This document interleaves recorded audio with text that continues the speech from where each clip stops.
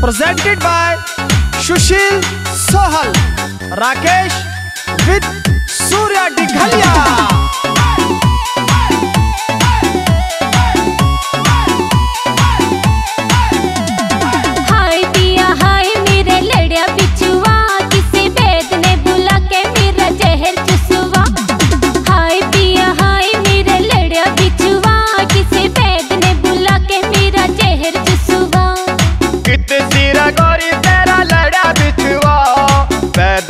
खास तेरा जहर चुसवा कित सिरा गोरी तेरा लड़ा बिछवा वैद सु मैं खास तेरा जहर चुसवा।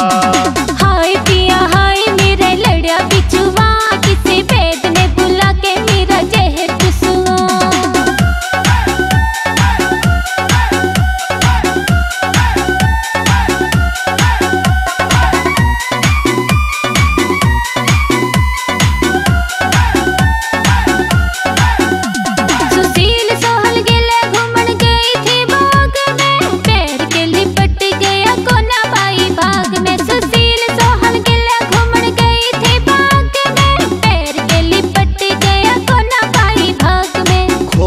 बता दे तेरे आगे के होया वैद सु मैं खास तेरा जहर चुसवा।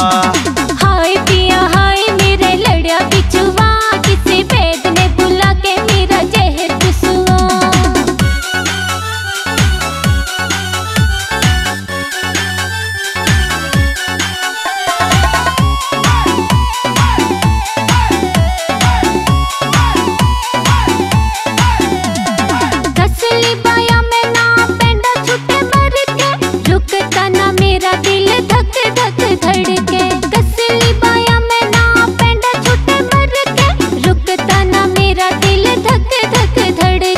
बड़ जगह चैन इसा ला दूंगा सुआ वैद सु मैं खास तेरा जहर चुसवा।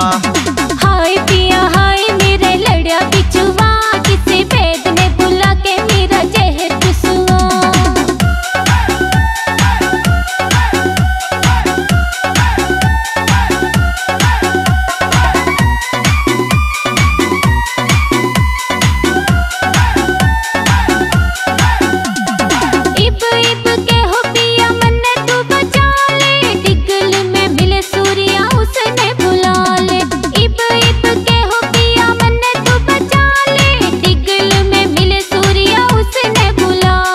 केस न घाट तेरे सुन ली दुआ वैद सु मैं खास तेरा जहर चुसवा।